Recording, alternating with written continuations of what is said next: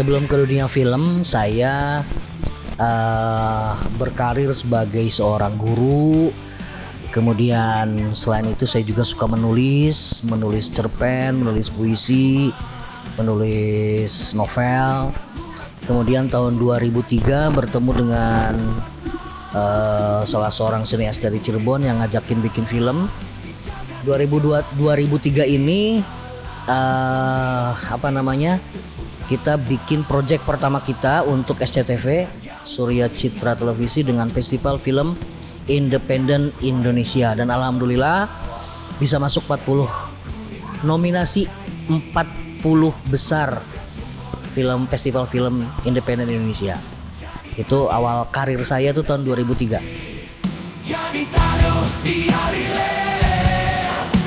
Season 9 ini film yang prosesnya panjang banget, dari 2016 baru bisa terlaksana 2024. Kemudian film panjang yang ke-6 yang saya produksi setelah Rumah Simpang Jalan, Kala Sandi Berkata, Sang Perawan Tunawisma, Arjuna Turun Kadunya, dan satu lagi yaitu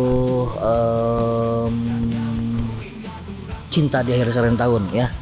Dan film panjang ke-6 ini budgetnya paling besar di antara film-film yang lain, dan saya dibayar, kru dibayar, itu yang paling membedakan.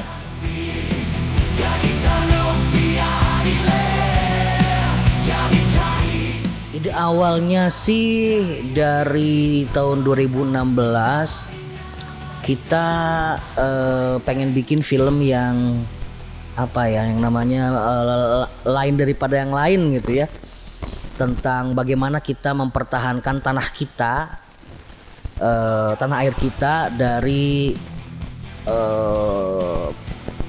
kedatangan penjajah versi baru gitu ya, penjajah versi baru. Kalau dulu kita dijajah Belanda, Jepang, Portugis ya, sementara kita sekarang juga sebetulnya sedang dijajah. Nah, terutama apa yang dijajah itu alam kita dijajah oleh diri kita sendiri sebetulnya. Itu ide awal pembuatan film ini. Kemudian 2024 saya dapat job untuk membuat skenario dengan genre action, kemudian komedi. Nah, sehingga merasa ini kayaknya film ini masih bisa cocok, skenario yang saya bikin ini masih bisa cocok untuk diserahkan ke produser. Dan alhamdulillah produser menyetujui sehingga film ini diproduksi.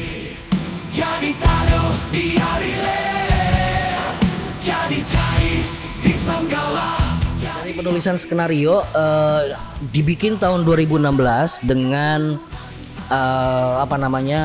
background cerita yaitu Kerajaan Salakanagara. Kerajaan Salakanagara yang dipimpin oleh Aki Tirem. Kemudian karena memang lingkupnya diperkecil menjadi Kuningan, sehingga kita ubah backstory-nya, bukan Kerajaan Salakanagara tapi menjadi Kerajaan Songgala.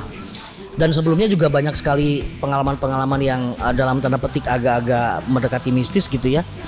Karena saya sering didatangi dalam mimpi oleh Aki Tirem ketika saya menulis cerita, dan kayaknya sih dari mimpi itu beliau tidak menyetujui kalau mengangkat dengan background sejarah Salakanagara, dan dia tidak mau jadi tokoh dalam situ, sehingga namanya diganti jadi Sang Rumuhun gitu ya. Sang Rumuhun itu adalah karuhun atau leluhur.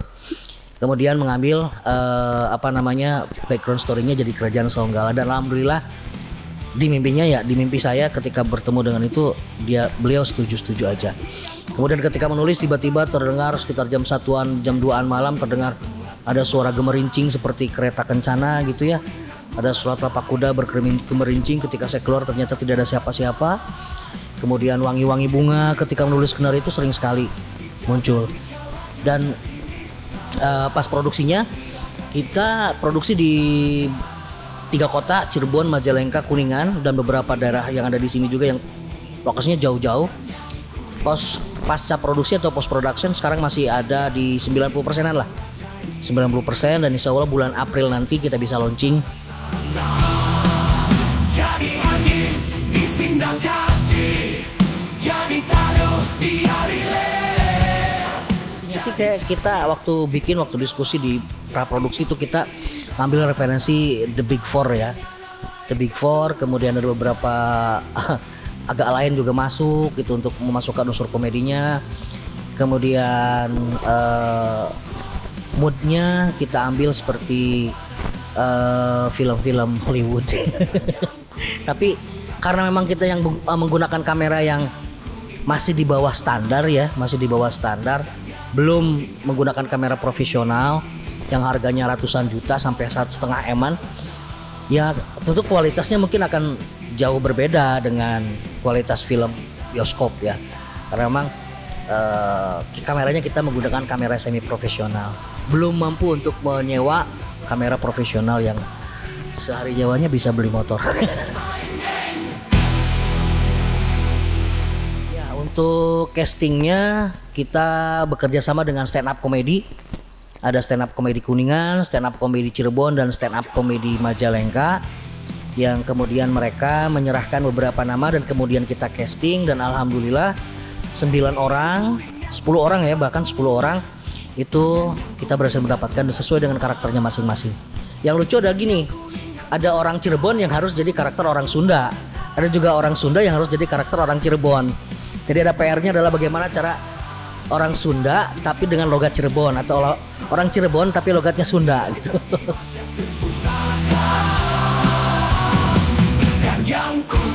Ya kebanyakan non teknis sih, satu lokasi jauh-jauh ya, Kuningan, Cirebon, Majalengka, kemudian kita stay di villa selama seminggu, kemudian kita juga traveling dari satu lokasi ke lokasi yang lainnya.